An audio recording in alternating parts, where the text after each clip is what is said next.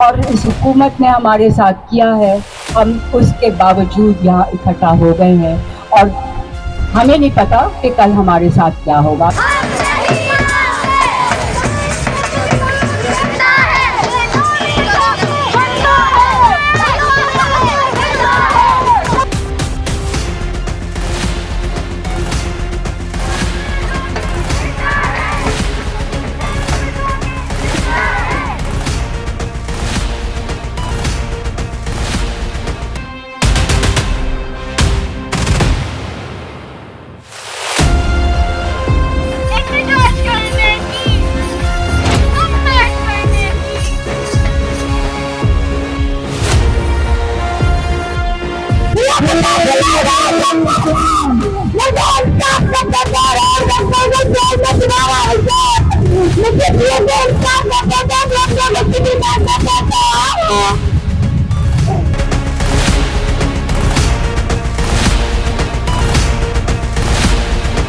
हमें इस तरह से टांगों से पकड़ के घसीटा ना जाए, हमारे कपड़े नहीं खाए जाए, हमारे बालों से पीछे हमें अपनी पुलिस गाड़ियों में नहीं ले जाए।